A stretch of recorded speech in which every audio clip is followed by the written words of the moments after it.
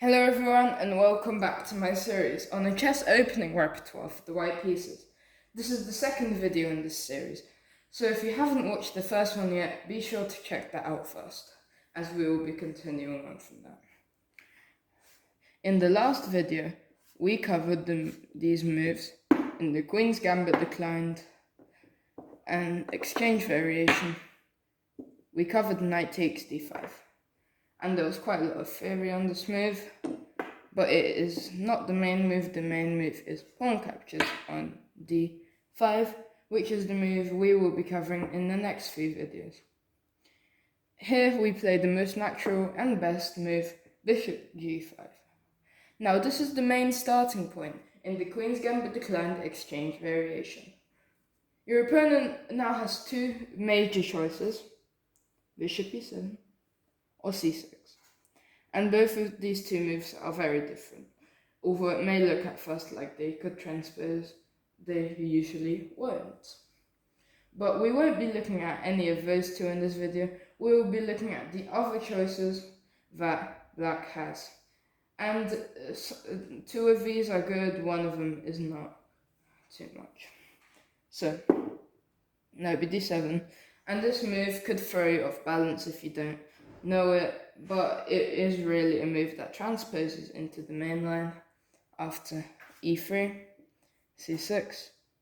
But before we learn that, you have to be aware that the move, knight takes d5, does not work. It looks as if it captures the free pawn, but it really does not, because Black has a trap, which you've already fallen into, is knight takes d5. And now you can capture his queen, but now bishop b4. Check, and the king has no squares, the queen must block. And now simply recapturing the bishop. The queen is pinned. White's best move is probably just to take, since. And then threatening the fork on c2. Black is simply a piece up and totally winning this position. So make sure not to fall into this trap. It is a very well-known trap, and something you should be keeping in mind.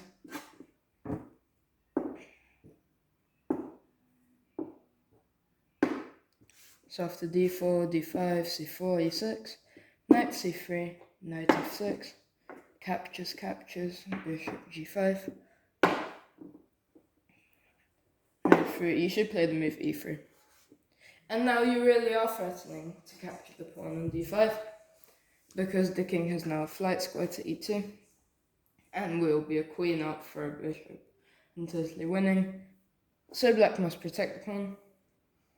And now the best move is bishop d3. And here, Black's transposition goes like this, castles, and knight f3. And this is a very well-known position here, and one of the main ones, and we will be covering it in later videos. This little bit was just to point out that knight bd7 does just transpose into the bishop e7 lines. So we will go back.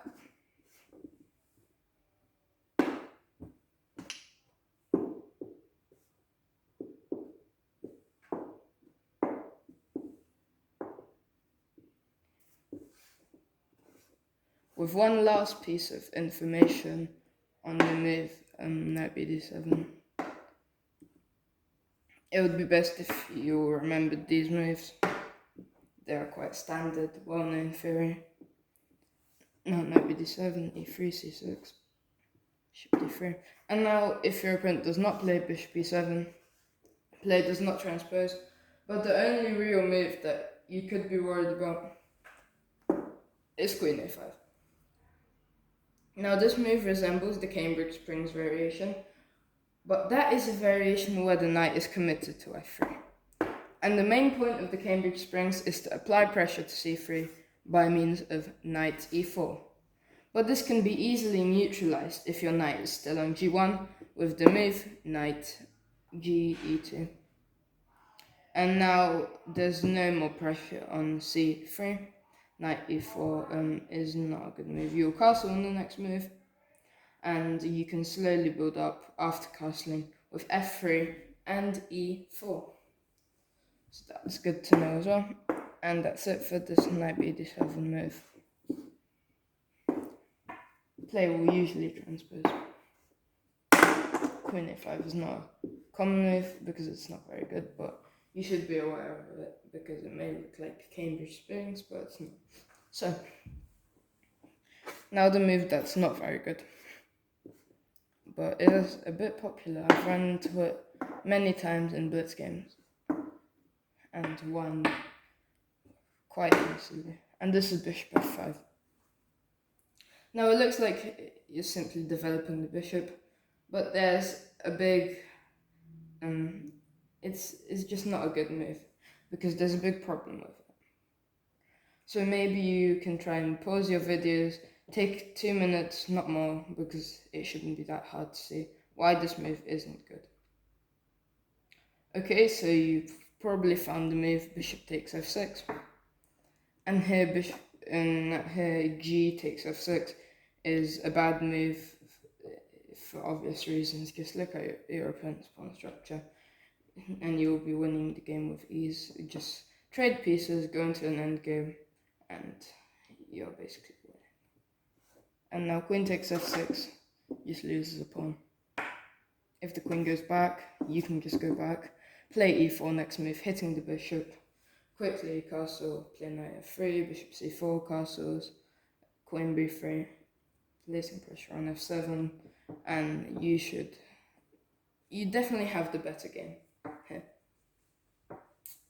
So that's one popular but awful move. It doesn't lose on the spot, but black has a very hard game after it. And now the last move we will be looking at today.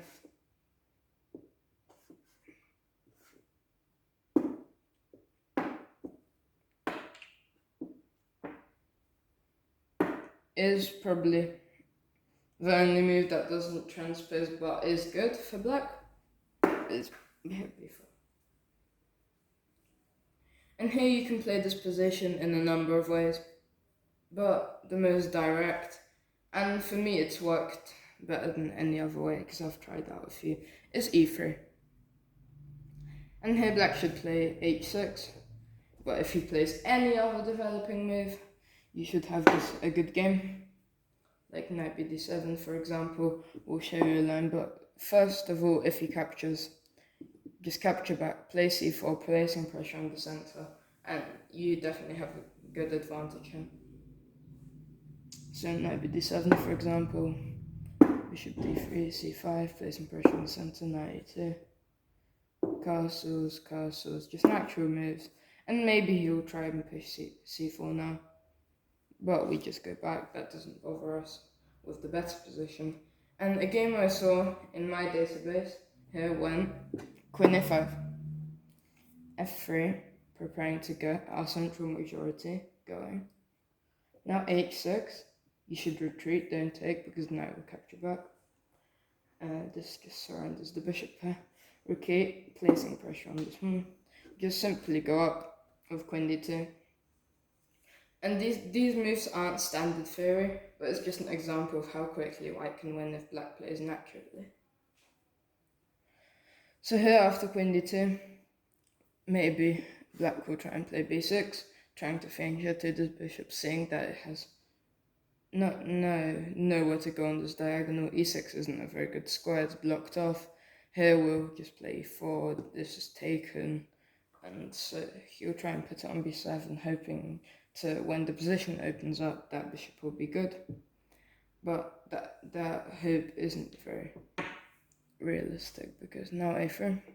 And here black played not a very good move. He probably should have captured, which doesn't look like a very good move to play, but black's position is already quite bad.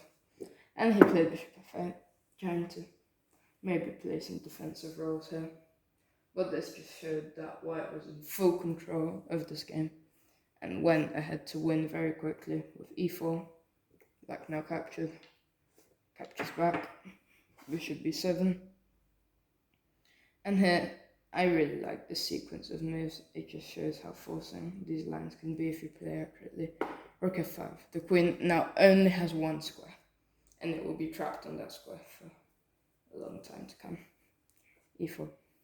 e5, and knight could go there, but in this game he went back, showing signs of defeat. Rook f1, and white is simply winning this position. Black lasted 2 or 3 more moves, but those moves aren't very relevant. This is just completely winning. So that's if they don't play h6, they play knight bd7. That's an example of how play could continue. Remember, if you feel that this isn't enough information on any of these positions, make sure to go into your database. If you have ChessBase or chess.com or Lichess or whatever, just look on that. Look at the games you have. Maybe get some computer games as well. Get Stockfish to play against yourself in any position you want. That's one thing I like to do with my openings. And then look over those games, analyze them. So here's the h6 idea. We're going over these moves very fast now without saying them, because after these 2 videos you should be very familiar with these moves. Here, bishop b4, h3, h6. And now you can probably just look at loads of games here and learn the basic strategies and then maybe analyze some of them, not with the computer, just trying to see by yourself why the moves were played. Maybe just look over 100 games maybe, but analyze 10 very deeply to get a really good knowledge of these positions. But I'll just show you one example.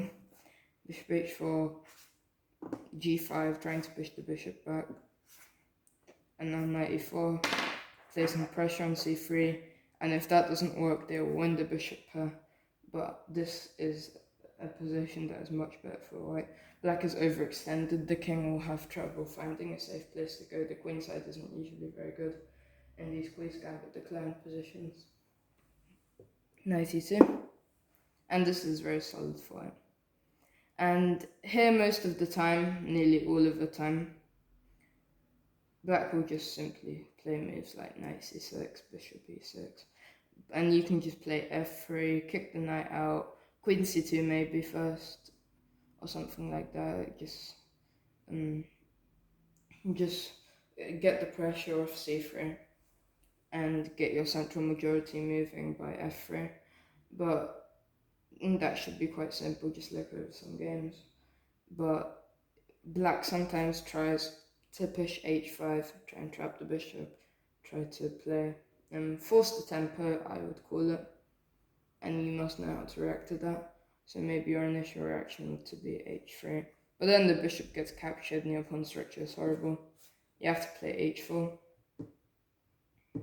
Now this is usually captured. It was in this game. Or was it? Wait, I'm just going to try and remember what happened here. It's been a while since I've seen this game. Okay, h4, and now this bishop was captured. And you can capture back with the knight. And then this was captured. And then this was captured, yes, I think this was how it went. And queen g5 trying to win this knight. But here there was a nice sequence of moves which basically won the game for white. And queen a4, check. Knight c6, protecting the bishop. Now the knight simply went back. A very good move, queen b5. Placing pressure here, the only really good ways to castles, queenside castles, and here black came close to resigning with the threat of knight b6, discovered check, winning the queen. White has a very good initiative. The game should be won with logical moves, with a bit of technique. So I hope you enjoyed the second video in this series. If you liked it, then leave a like and subscribe. If you didn't like it, then leave a dislike, do whatever you want. Just, if you enjoyed it, keep following the series. The videos will be coming out very fast. and I will see you in the next video.